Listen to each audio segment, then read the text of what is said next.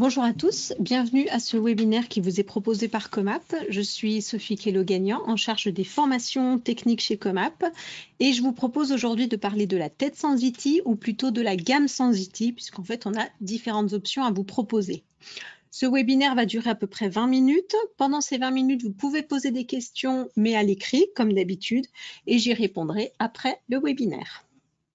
Alors, en termes de sommaire, je vous propose de commencer par décrire la tête Sensity.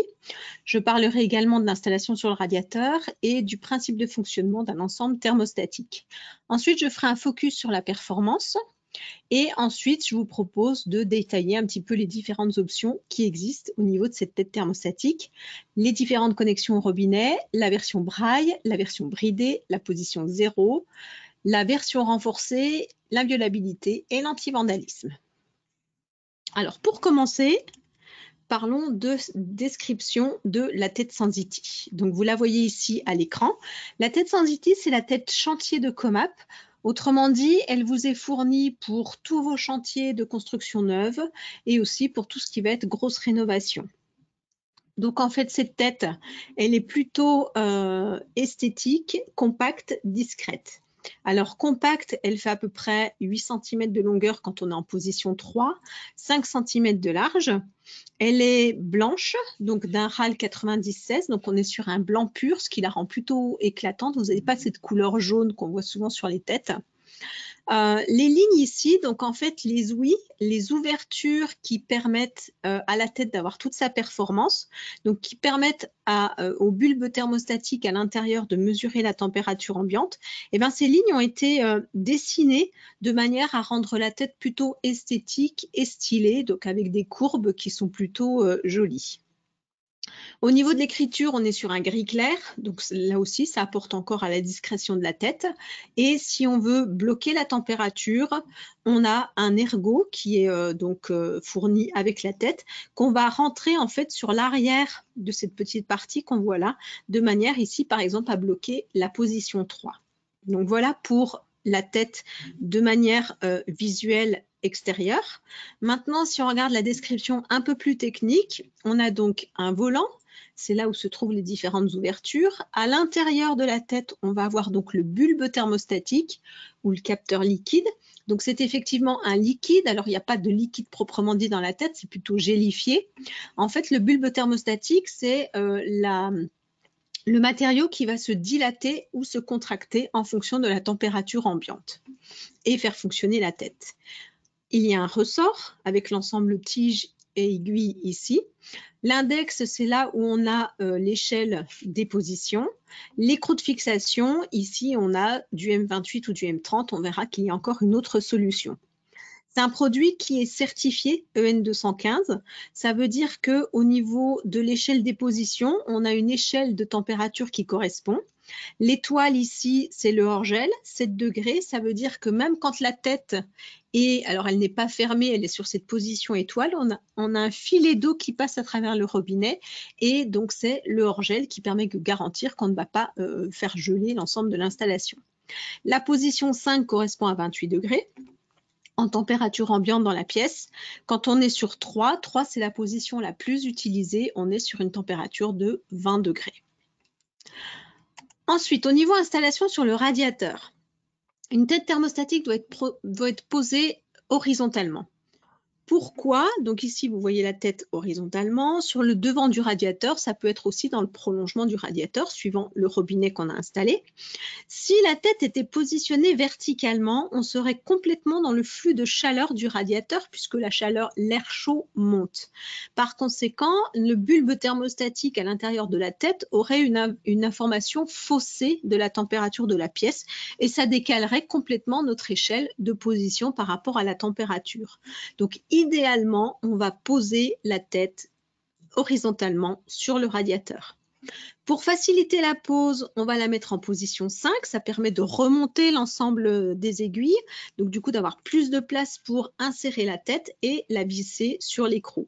À savoir qu'il n'y a pas besoin d'outils particuliers pour le serrage. Ensuite, on va régler la tête dans la position souhaitée. Pour rappel, le principe de fonctionnement d'un ensemble thermostatique. On va partir du principe que notre tête est en position 3, donc on cherche à réguler 20 degrés comme température dans la pièce.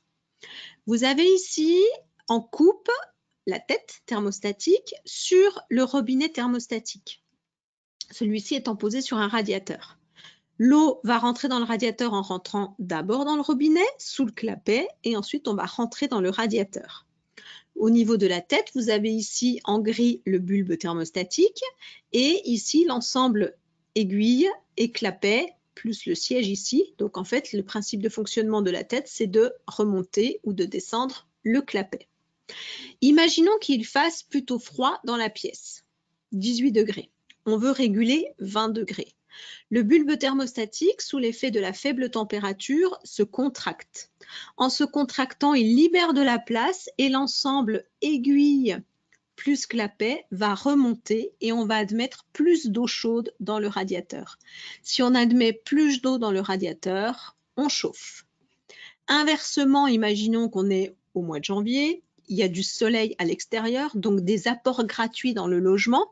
Donc du coup, le logement chauffe et monte par exemple à une température de 23 degrés. C'est la température ambiante. À ce moment-là, le bulbe thermostatique va se dilater. En se dilatant, il va pousser l'ensemble aiguille plus clapet vers le bas. On va fermer l'arrivée d'eau. Et à ce moment-là, comme il n'y a plus d'eau qui rentre dans le radiateur, on ne chauffe plus la pièce. Voilà le principe de fonctionnement d'un ensemble thermostatique. Ce qui nous amène maintenant à parler de la performance de la tête. Il faut savoir que la tête Sensiti, donc comme on l'a dit, c'est certifié EN 215, le EN 215 étant le référentiel de certification des ensembles thermostatiques. Il y a tout un paquet de paramètres qui sont certifiés. Dans ces paramètres, il y en a 4 qui qualifient la performance de la tête en matière de précision de la régulation de la température.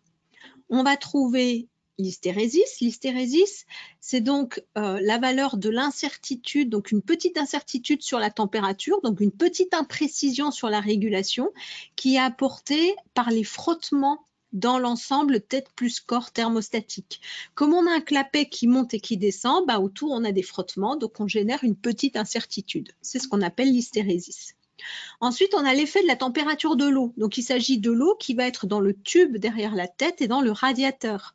Donc ici, l'effet de la chaleur de l'eau qui est derrière la tête peut influencer ce que voit le bulbe thermostatique. Par conséquent, on a une petite incertitude sur la température qui est générée par ça. Le temps de réponse, à savoir que 16 minutes, c'est le temps le plus bas que vous allez trouver sur le marché pour un ensemble, pour une tête à bulbe liquide. Et ensuite, on a l'influence de la delta P, donc la pression différentielle au niveau du clapet. Parmi ces 4 paramètres, il y a 2 paramètres, l'hystérésis et l'effet de la température de l'eau, qui permettent de calculer ce qu'on appelle la VT, autrement dit la variation temporelle. La variation temporelle qualifie la performance de la tête thermostatique. C'est la variation temporelle qui est rentrée dans les logiciels de calcul RT 2012 pour qualifier, qui permettent donc de calculer la consommation énergétique du logement. Donc c'est un paramètre qui est important. Et aujourd'hui, donc notre tête Sensiti a une VT de 0,2. 0,2, c'est la valeur qu'on demande à toutes les têtes pour les programmes neufs publics. Donc, c'est ce qui est demandé aujourd'hui dans les CCTP.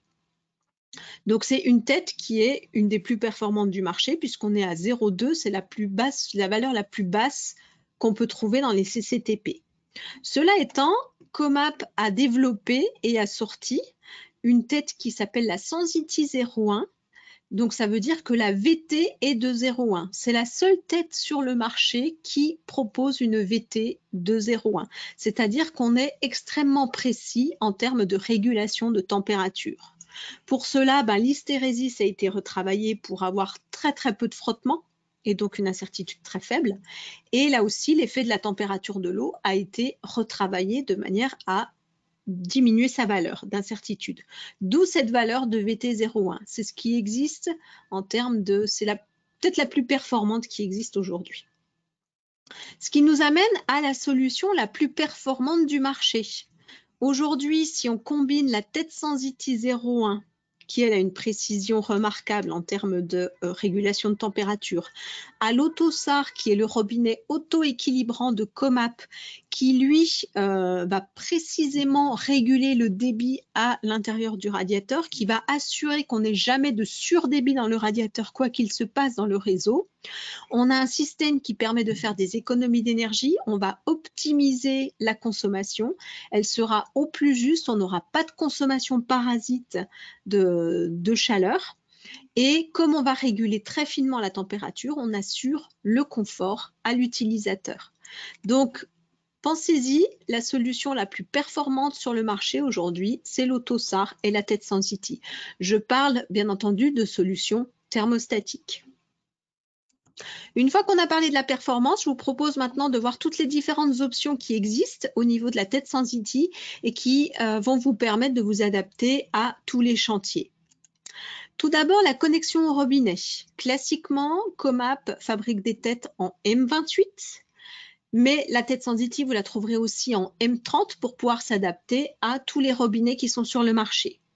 Elle existe également avec un clip, vous pouvez le voir ici, de manière à s'adapter au robinet d'Enphos. Comment on va reconnaître les écrous M28, M30 ? Chez Comap, c'est relativement simple. Ici, vous avez l'écrou en M28 qui ne présente aucune rainure. L'écrou en M30 présente toujours une rainure. C'est comme ça qu'on reconnaît le M30 sur les têtes Comap. Il y a toujours une rainure quand on est en M30. Donc, on peut ici s'adapter à tous les robinets qu'on peut trouver sur le marché. L'écriture braille maintenant. En fait, donc pour les malvoyants et les non-voyants, la position 3 qui correspond à la température de 20 degrés à peu près, c'est la position la plus utilisée. Elle est également notée en braille sur la tête. Donc, ça permet aux malvoyants, aux non-voyants de pouvoir aussi se repérer sur leur tête thermostatique et réguler leur température. On va trouver ça sur la Sensity classique et on trouvera ça aussi sur la Sensity bridée. La Sensity bridée, j'y viens maintenant, c'est une tête Sensity qui est bloquée à 20 degrés. Autrement dit, on n'ira pas plus loin que la position 3. Donc, vous remarquez qu'ici, on a aussi l'écriture braille. Elle nous a été demandée par les bailleurs sociaux, donc pour une application dans le logement social. L'objectif ici, c'est la maîtrise des coûts d'énergie et c'est la maîtrise de la facturation des locataires pour éviter que les locataires ne surchauffent leur appartement et derrière soient étonnés et mécontents quand ils voient leur facture arriver. Donc, ça permet de maîtriser l'ensemble des coûts et des factures. Ensuite, on a la position 0, la tête avec une position 0. Vous avez donc un 0 qui est excentré par rapport à l'échelle de position ici.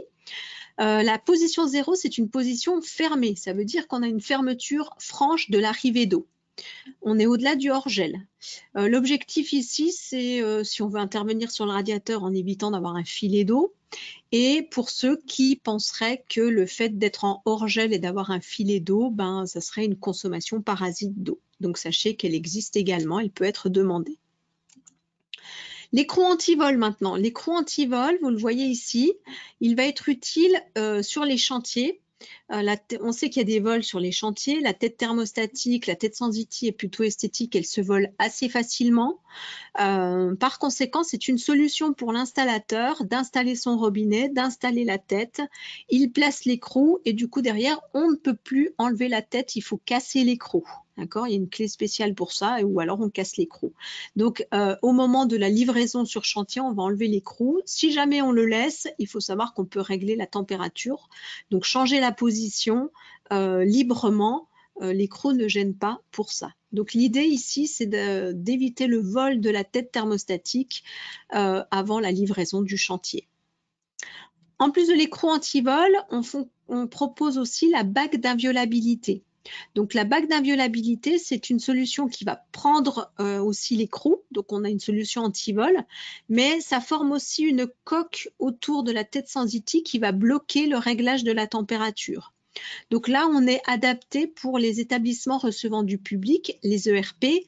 L'idée, c'est d'éviter les vols de tête et d'éviter aussi que quelqu'un vienne changer la consigne de température. Pour les établissements recevant du public, on a aussi la Sensity renforcée.